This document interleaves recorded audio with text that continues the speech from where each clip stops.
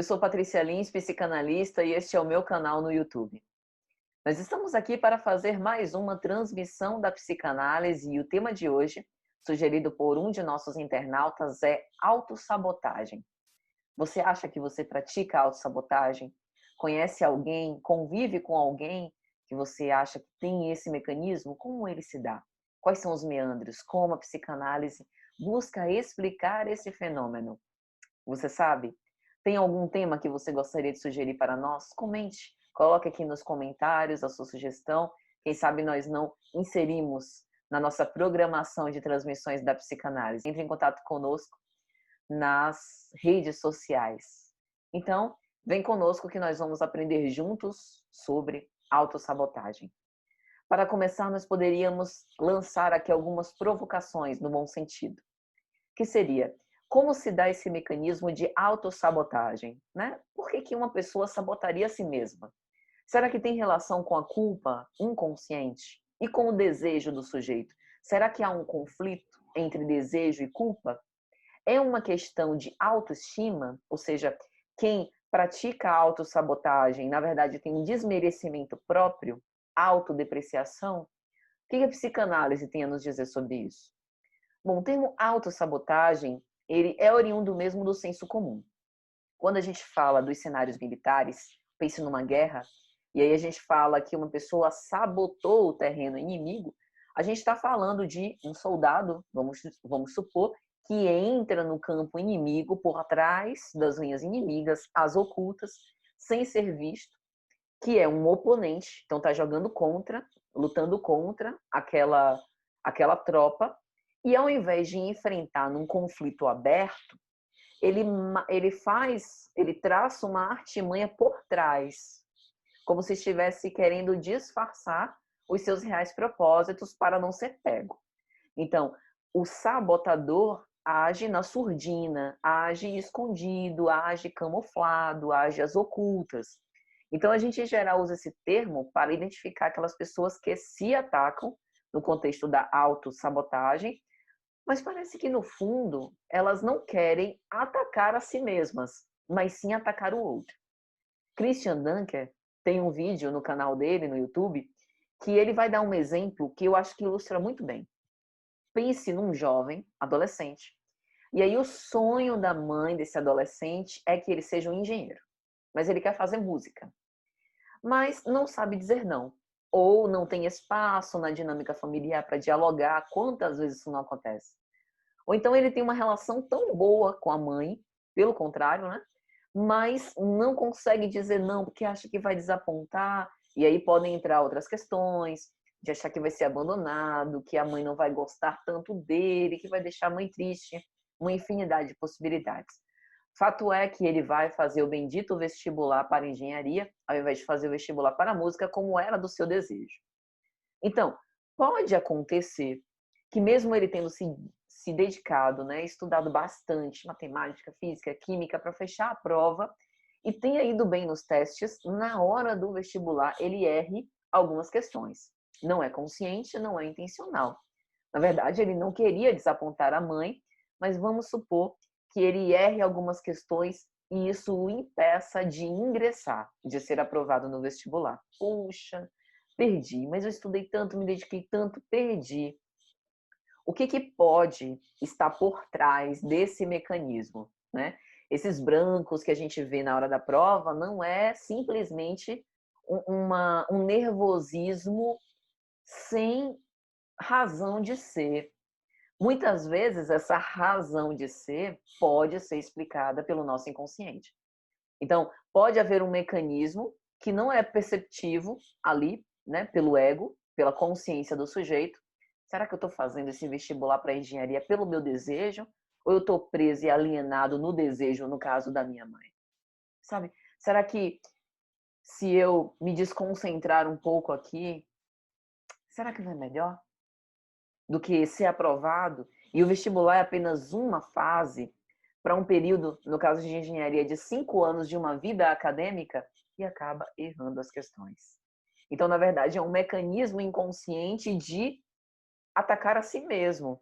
Mas ao atacar a si mesmo, tem uma espécie de mensagem cruzada que acaba atacando o outro. Eu não consigo dizer de cara limpa à minha mãe que eu não vou fazer. Então eu ajo como sabotador, estando por trás nas minhas inimigas, a figura do inconsciente, agindo camufladamente, não, porque eu não tive uma noite boa de sono, porque eu não me alimentei direito, eu me distraí na hora da prova, não prestei muita atenção e não consegui ser aprovado. As razões para isso e os meandros dessa autossabotagem a gente vai investigar aqui nessa transmissão. Mas, grosso modo, é assim que acontece. Então, a autossabotagem é um sinônimo de autodestrutividade, em diversos graus, tá? Não estou aqui com isso dizer que o autossabotador quer acabar com sua vida e quer ser infeliz, nada disso. Mas autodestrutividade no sentido de, quando ele está prestes a atingir o objetivo, algo acontece que o impede, mesmo que ele tenha mérito, capacidade, disposição, motivação. Quase nunca é sinal de falta dessas coisas. Não falta motivação, não falta vontade, não falta capacidade. Mas por alguma razão ele não consegue. Por quê? É o que a gente vai tentar explicar aqui. Já posso adiantar que há uma espécie de paralisia no desenvolvimento emocional, conflitos entre desejo, culpa, entre o que eu quero, a visão de mim mesmo, que não necessariamente tem a ver com estima de si mesmo, a gente vai investigar, mas tem uma dificuldade de admitir a entrada na vida adulta, no sentido de amadurecimento psicológico. E, assim, isso não significa que quem faz, né, quem age com autossabotagem é infantil, completamente. Mas certas decisões e a assertividade na hora de bancar o seu desejo precisa de assumir uma responsabilidade que nós quase nunca estamos dispostos.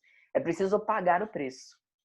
E, às vezes, mesmo que a gente seja um adulto em diversos aspectos, no aspecto intelectual, nas ideias, nos nossos posicionamentos, nos relacionamentos, a coisa descamba um pouco para este sabotar o que você quer. Então, a gente vai, na psicanálise, estudar alguns casos clássicos que são trazidos por Freud, quando ele estuda os tipos de caráter elucidados pela pesquisa psicanalítica. Freud nunca gastou tempo em estudar sintomatologia da psicopatologia, de enquadrar casos, que a psiquiatria faz muito bem, mas ele estudou alguns tipos de caráter, como ele chama, em especial o da autossabotagem, que é o objetivo nosso no dia de hoje, são aqueles que fracassam quando triunfam. Eu não encontrei nos meus estudos definição mais perfeita para a autossabotagem. A autossabotagem é um mecanismo de fracassar ou sentir-se fracassado quando triunfa. Ou, efetivamente, não reconhecer-se merecedor, não reconhecer-se digno de vencer e, por isso, acionar esse mecanismo de sabotar a si mesmo. Portanto, não é um erro de caráter ou de índole. Há pessoas formidáveis que praticam autossabotagem, então não é uma questão ética, mas é uma questão comportamental. E como na psicanálise nós estamos encarregados de investigar essas causas inconscientes, a gente vai ver por que ao atingir o topo, essa pessoa começa, inclusive, a se comportar de uma forma diferente. Parece haver, no fundo, em alguns casos, uma satisfação pelo desejo de punição, não conseguir, e uma relação muito clara entre culpa e desejo. Isso daí está marcado na autossabotagem. Bom, nós utilizamos como referências dessa transmissão de hoje, especialmente o texto de Freud de 1916, alguns tipos de caráter encontrados no trabalho psicanalítico, texto 2, Os Arruinados pelo Êxito, que faz parte do volume 14 da edição estándar brasileira de obras psicológicas completas de Freud, publicado pela Imago. O livro Síndrome de Peter Pan, de Dan Keeley, que foi publicado pela primeira vez em 83 e já foi reeditado muitas outras. A gente vai entender o que Peter Pan tem a ver com isso. Compêndio de Psiquiatria, Sadock e Kaplan, estou usando a 11ª edição, de 2017, e Dicionário de Psicanálise, de Rudinesco. Então, vamos lá. Autossabotagem é um mecanismo que ocorre que, quando o sujeito vence, ele dá um jeito de anular a sua vitória, como se fosse para manter a figura de autoridade na posição de proteção onde nós somos acostumados a viver.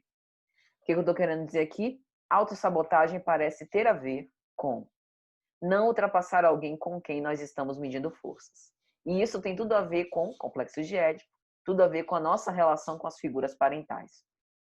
Em geral, nós já dissemos isso na transmissão que a gente gravou sobre figura materna e paterna. A forma como nós nos relacionamos com os sujeitos que exercem o papel da figura materna e paterna funciona como uma espécie de molde que nós transferimos para os nossos próximos relacionamentos, né? Não apenas no âmbito da nossa família que nós formamos, mas relacionamentos de amizade, relacionamento conjugal, dentre outros.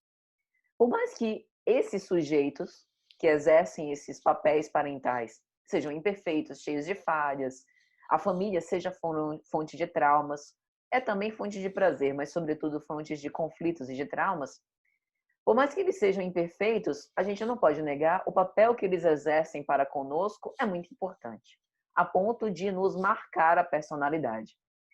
E a gente observa que quando o sujeito está construindo a sua personalidade, ele sempre busca se identificar com as figuras parentais. E nessa identificação, há uma espécie, pelo menos na fase, né, da construção da personalidade ali da infância, há uma espécie de competição, de medir forças, de testar a relação. Até para saber se eu realmente vou ter o amparo que eu preciso nos momentos quando eu me sentir desprotegida. Mas no fundo, não é que a gente quer derruir a figura parental para assumir-lhe o lugar. Por isso que a autossabotagem tem muito a ver com essa pouca vontade, né, de sair daquelas fases iniciais de imaturidade psicológica e amadurecer mais nos relacionamentos.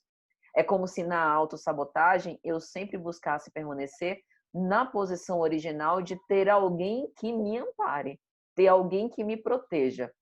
Por isso, um dos sintomas da autossabotagem são aqueles perfis psicológicos de pessoas que buscam sempre quem assuma a responsabilidade para elas.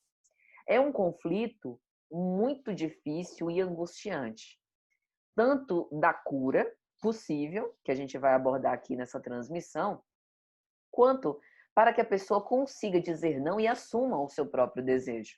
Pense no caso do vestibular. Porque assim, o desejo tem a ver com a falta, né? Então, enquanto a gente não atingir o nosso desejo, tá ok. Eu tenho meu desejo, estou com a falta, tenho aqui um caminho a cumprir para assumir o meu desejo. Mas quando eu estou prestes, né, a conseguir, e quando eu efetivamente conseguir, para onde é que eu vou? Porque enquanto eu tenho falta para atingir o meu desejo, eu sei para onde eu vou. Mas quando eu consigo, para onde é que eu vou? É como se o sujeito ficasse meio perdido. É como se falhasse aquela mobilização que ocorre psiquicamente, normalmente, da gente transferir o nosso desejo de objeto. Então, na autossabotagem, parece haver uma repelência em relação ao objeto de desejo, que deveria estar completamente em deslocamento. Então, no caso do vestibular, quando eu estou prestes a fechar a prova para conseguir o meu desejo, mas não é bem isso que eu quero, então eu me saboto. E realmente nisso, quase nunca há uma intenção, né, uma intenção positiva, né? Quase sempre é mesmo um mecanismo inconsciente. Por isso que na autossabotagem é essa curiosa relação com a culpa, né? Como se eu me sentisse muito perturbada por sentir culpa, mas não conseguisse também viver sem ela, né? E, por isso, algumas pessoas que sofrem com a autossabotagem podem estar num estado de contínua infração em relação ao outro e em relação a si mesmo. A baixa autoestima pode estar presente, mas apenas como um fato secundário, não como causa da autossabotagem. É como uma forma de aumentar o sofrimento. O fato é que na autossabotagem há uma grande dificuldade do ser se tornar inteiro, completo, independente. Porque a liberdade tem um preço e nem sempre a gente consegue ou banca pagar por ela, né? E esse preço do crescimento, esse preço da evolução, acaba gerando um medo muito grande de assumir essas responsabilidades. E por isso eu sempre me auto-saboto para me manter naquela posição mais confortável, a velha zona de conforto que a gente fala. E, em geral, nos relacionamentos afetivos, alguém que pratica autossabotagem geralmente está buscando quem assuma as responsabilidades por ele e quase sempre projeta no parceiro a culpa por todo o mal que sucede. Então, de fato, responsabilidade, assumi-la e pagar o preço dela parece algo muito presente em quem se auto-sabota. Vamos falar um pouco sobre o texto de Freud, para entender isso sob uma perspectiva psicanalítica. No seu texto de 1916, alguns tipos de caráter encontrados no trabalho psicanalítico, os arruinados pelo êxito, Freud começa explicando que a psicanálise se interessa muito mais pelos impulsos instintuais, pelos desejos, pelas causas inconscientes que acabam gerando os sintomas, né? Essas causas de sofrimento psíquico. E tem um ponto que ele vai dizer que as pessoas adoecem de neurose como resultado da frustração. E aí a gente precisa ir lá no dicionário de psicanálise de Roudinesco para entender que frustração é essa que Freud está dizendo. Bom, frustração, todo mundo sabe, do senso comum, que é o estado em que o sujeito fica quando o seu desejo é recusado, seja de causas internas ou externas. E essa frustração acaba sendo expressa na forma de inibições ou de defesas do eu, mas a frustração também acontece quando o próprio sujeito se proíbe a satisfação de uma demanda de origem pulsional. E isso acaba gerando desprazer, insatisfação e contrariedade. Então, a autossabotagem é também uma espécie de frustração, que eu mesma sou a responsável. E isso acaba gerando uma neurose. Neurose enquanto conflito, sofrimento psíquico. Então, ocasionalmente, as pessoas adoecem precisamente no momento, como Freud vai observar, em que um desejo profundamente anelado, enraizado, né? Um desejo muito desejado, muito alimentado, está prestes a se realizar. E aí a pessoa acaba inconscientemente perguntando: mas se eu realizar esse desejo, o que mais eu vou desejar? Então é como se esse indivíduo fosse incapaz de tolerar a própria felicidade, né? Esse gozo por atingir o seu objetivo, atingir o seu desejo. E aí ele narra dois casos. O caso da mulher do pintor, era uma mulher que tinha uma conduta um tanto quanto de se relacionar com muitos rapazes, aquela sede de afeto, e acaba conhecendo um pintor. Esse pintor gosta muito dela, quer casar com ela, faz de tudo por ela, e ela acaba modificando um pouco seu comportamento, né, para poder viver esse amor verdadeiro. Mas quando tudo dá certo, que ele finalmente vai apresentá-la para a sua família e eles vão se casar e ter uma vinda juntos, ela começa a fazer coisas que nunca fez, a modificar completamente a sua conduta de uma forma impressionante. Típico caso da autossabotagem, a ponto de desenvolver, vai dizer Freud, uma doença mental incurável. Ele narra outro caso de um professor universitário e gostaria muito de assumir uma determinada posição na sua universidade. Estuda para isso, se dedica muito até encontrar um momento, esperar uma oportunidade. Quando definitivamente essa oportunidade surge, ele não assume, ele não quer e acaba mergulhando numa melancolia injustificável. Como entender esse processo? Freud vai terminar esse texto dizendo o seguinte: o trabalho psicanalítico nos ensina que as forças da consciência que induzem a doença, nesse caso o adoecimento como sofrimento psíquico, em consequência do êxito, em vez de, como normalmente, em consequência da frustração, se acham intimamente relacionados ao complexo de Édipo. E aqui a gente está falando de identificação com figuras parentais.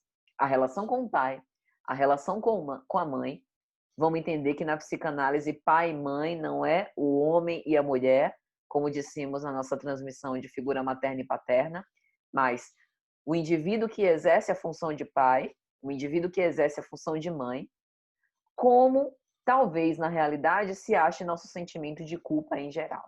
Então Freud está concluindo o seguinte: o trabalho psicanalítico nos ensina que no caso do sofrimento psíquico decorrente de autossabotagem, ou seja, em consequência do êxito e não da frustração, as causas estão relacionadas com o nosso sentimento de culpa. E a culpa do indivíduo começa nas relações parentais. Por quê? Porque as relações parentais são as primeiras relações ambivalentes que o sujeito experimenta. Amor e o ódio. Ser protegido e se rebelar daquela proteção. Ter e não ter. Presença, ausência. E isso acaba funcionando como um modelo para tudo na nossa vida. Então, quem pratica a autossabotagem, na realidade, por ter um conflito muito intenso e muito correlacionado, né, com essas fases primordiais, com essas fases relacionadas à nossa família de origem, com aqueles que exerceram o nosso papel de pai e de mãe, de tal modo, há uma relação entre desejo e culpa que o indivíduo não consegue sustentar ou bancar aquilo que quer, a ponto de sempre quando está prestes a ter êxito, ser arruinado por si mesmo. Agora, entender em que ponto isso está, o que é efetivamente que a pessoa pode fazer para poder vencer esse mecanismo inconsciente da autossabotagem, análise. Porque através da análise a gente vai conseguir esquadrinhar bem aos poucos e com bastante minúcia, né, quais foram os meandros. Não há receita de bolo. Mas o que a gente pode trazer também são as considerações do compêndio de psiquiatria Kaplan sobre o transtorno de personalidade dependente. Esse tipo de transtorno pode nos dar algumas luzes com respeito à autossabotagem. Esse transtorno também era chamado, antigamente, de transtorno de personalidade passivo-dependente. É o tipo psicológico de alguém que se subordina, ou melhor, que subordina as suas próprias necessidades à vontade, ao desejo ou às necessidades dos outros. É aquela pessoa que não consegue dizer não e que acaba esquecendo de si mesma. Isso não é abnegação, tá? Isso a gente vai ficando mais claro ao longo da transmissão, mas não é exatamente uma abnegação, mas sim não assumir o seu desejo por conta da responsabilidade que isso gera e do sentimento de culpa por assumir o seu desejo. Na abnegação, a pessoa transforma o seu desejo na satisfação do outro. É diferente o mecanismo. Não é um mecanismo patológico, portanto, a abnegação. Então, nesse transtorno de personalidade dependente, o tipo psicológico faz os outros assumirem as suas próprias responsabilidades. É traduzido por não ter autoconfiança, por um desconforto imenso de ficar sozinho, né? Um sentimento de vazio muito grande. E para Freud, esse transtorno de personalidade dependente tem a ver com dependência, pessimismo, medo, alguma inibição sexual, insegurança, passividade, sugestionabilidade, falta de perseverança. E aí Kaplan coloca alguns critérios diagnósticos. Eu estou abordando isso especialmente nesse vídeo só para que a gente possa identificar algumas características neste transtorno que tem a ver com quem tem esse mecanismo de autossabotagem. Mas até esse momento nesse vídeo, quem chegou até aqui ou acha que conhece alguém assim, ou percebe já alguns sinais em si mesmo. Então, não utilizem esses critérios como, digamos assim, passo a passo para ficar diagnosticando nem a si mesmo nem aos outros. Mas aqui a gente está trazendo justamente para que a gente possa ter mais recursos para fazer reflexões em torno do tema. Porque o nosso objetivo não é dar diagnóstico. O nosso objetivo na psicanálise é atingir as causas. Então, a gente está falando um pouco sobre as manifestações da autossabotagem, para chegar no alívio, né? Para chegar, já que a gente não consegue investigar caso a caso, para chegar pelo menos em algumas condições que podem ajudar. Então, lá em Kaplan, ele coloca alguns critérios, né? Por exemplo, alguém que tem dificuldade de tomar decisões cotidianas sem a quantidade excessiva de conselhos e reasseguramento dos outros. Ah, Patrícia, então eu sou indecisa para tomar alguma postura. Isso quer dizer que isso é autossabotagem, né? Que isso é um transtorno de personalidade dependente? Lógico que não. Aqui são vários critérios e é necessário checar cada um, e se para todos houver uma resposta positiva, é algo que a gente precisa pensar. Então, ficar inseguro, por exemplo, para comprar um carro, para comprar uma casa, que é um investimento bastante alto, é normal. Mas a gente precisa observar quando que isso causa sofrimento, a ponto de incapacitar alguém a tomar decisões simples, né? Outro aspecto: necessidade de que os outros assumam responsabilidades pela maior parte das coisas da nossa vida. Ah, Patrícia, então quer dizer que se eu tenho alguém que cuida da minha agenda, isso é transtorno de personalidade dependente? Claro que não. Mas se eu tenho alguém que assume, por exemplo, eu moro sozinha, e se eu tenho alguém que assume todas as contas da casa para mim, né, que, sei lá, toma conta do meu telefone, que lê os meus e-mails, que toma conta das minhas redes sociais, e que eu não consigo assumir as rédeas das coisas mais importantes da minha vida, tem algo errado, né? Um outro aspecto: dificuldade em manifestar desacordo com os outros, por medo de perder apoio ou aprovação. A gente vê essa característica em outros transtornos de personalidade, né?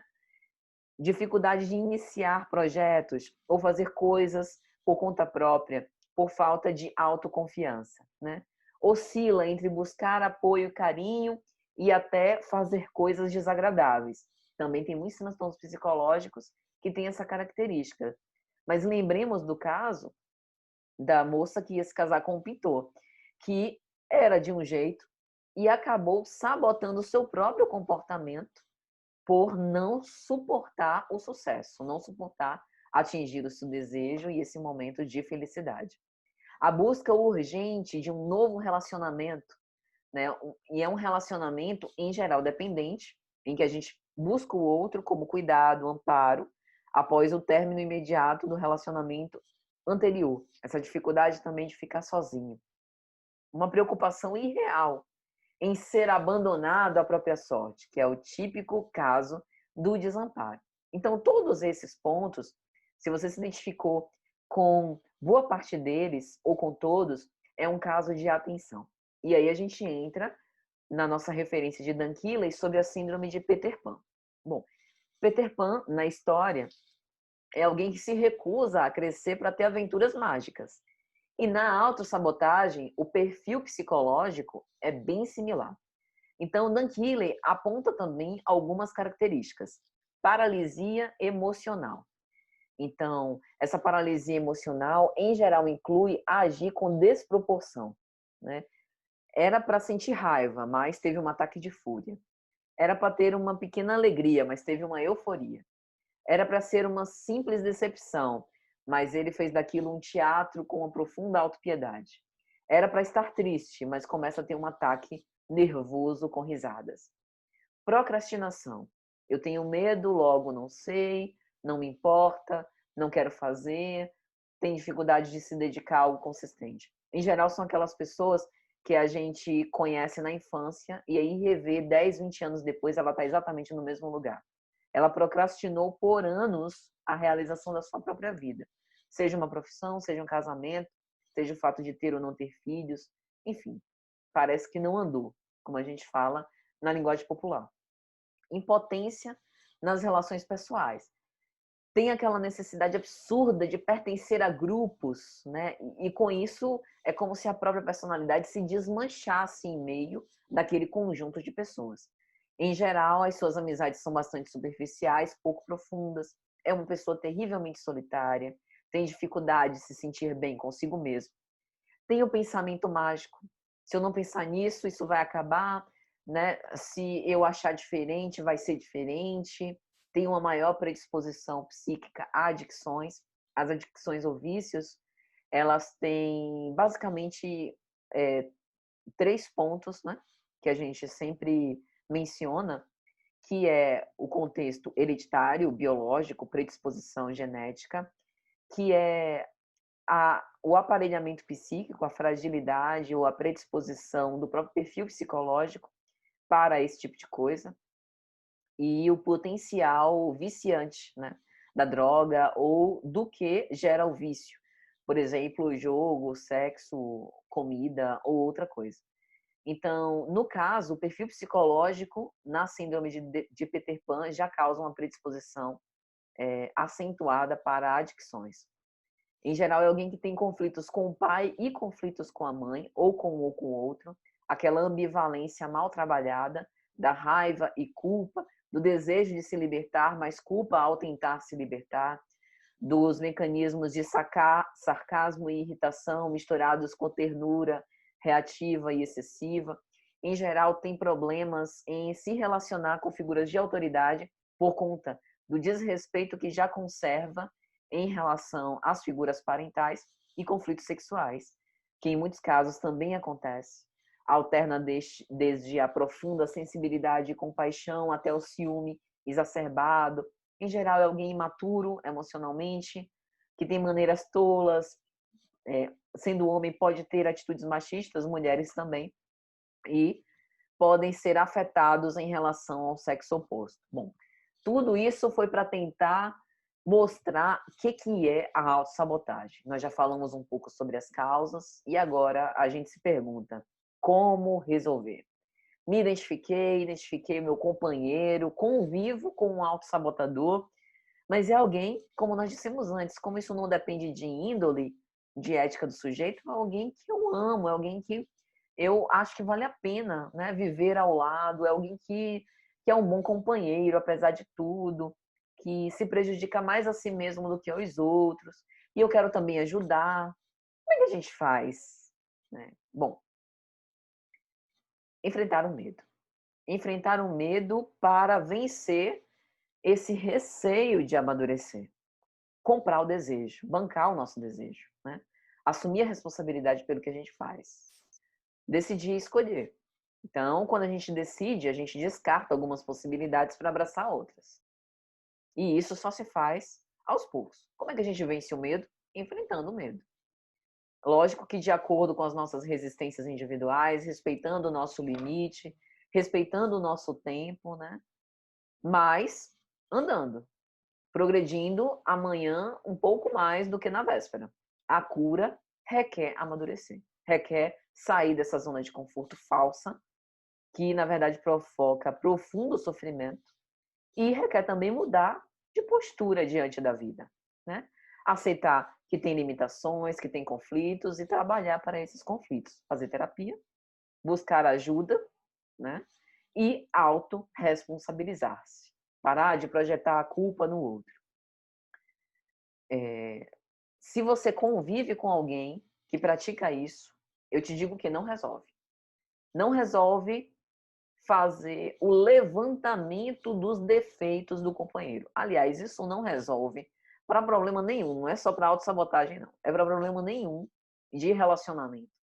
Fazer o checklist vou fazer aqui uma listagem de todos os seus defeitos. Faça isso não. Faça isso não, porque se a moda pega, a gente não convive mais, né? Não faça isso não, deixa quieto, você toma nota, fica para você, tá? O que ajuda? Ajuda reconhecer quando dá certo, ajuda estar ao lado e encorajar a pessoa no seu desejo, ajuda dar tempo ao tempo, ajuda dar o exemplo, sabe? Como a gente faz com criança. Você está fazendo, está escovando os dentes errado. Espera aí que eu vou pegar você aqui, vou mostrar como se faz. Vem aqui com a criança, bota ela no colo, vai para frente do espelho, começa a escovar os dentes. É assim, assado, vamos, faz você agora. Mais ou menos isso.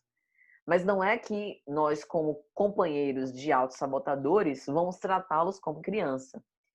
Tratando com respeito, fazendo com que, convidando para que ele assuma as responsabilidades, porque ele não é mais uma criança, dando responsabilidades para ele e chamando-os a participar. E, sobretudo, sendo esse exemplo de alguém que é assertivo, quando precisa dizer não, diz, mas diz com doçura, diz com respeito, diz com brandura, diz com cuidado. E quando diz sim, também fala com o mesmo amor, né? A educação, ela é feita desse sim e desse não, né? E também, gente, é importante que a gente vá até onde a gente pode. Então, a gente precisa confiar mais em nós. E a autossabotagem tem tudo a ver com isso.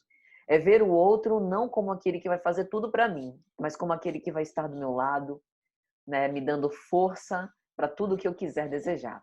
E aí, já partindo para as nossas considerações finais, é importante a gente dizer que ninguém amadurece pelo outro, que o tempo de amadurecimento de cada indivíduo é subjetivo, né? Cada um é que sabe do seu momento e que vai despertar no momento certo.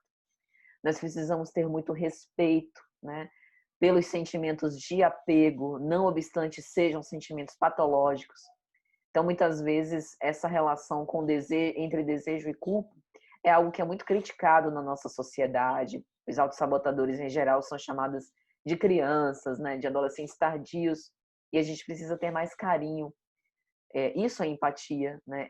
Se colocar no lugar do outro e perceber que esses sentimentos, muitas vezes indesejáveis, eles provocam sofrimento e não ajuda a gente a criticar, né? Não criticar, dar o exemplo, não exigir que o outro faça no tempo que a gente determina, mas deixar ele tomar a iniciativa, dar tempo ao tempo, manter o respeito por si mesmo e pelo outro, acima de tudo, mesmo que seja para terminar a relação, mesmo que seja para encerrar aquilo, que seja feito com respeito, como foi feito no momento do enlace, né? Verificar se não há ali uma oportunidade de crescimento sem prejuízo a si mesmo e sem prejudicar o outro. E sempre possamos ser esses agentes estimuladores, né? Nesse fortalecimento dos nossos vínculos. É isso, autossabotadores e quem não é autossabotador também. Espero que vocês tenham gostado, que tenha sido úteis, né, as reflexões aqui. Deixe seu comentário, que eu fico muito feliz, respondo a todos com muito carinho, mande suas sugestões e críticas e até mais. Obrigada.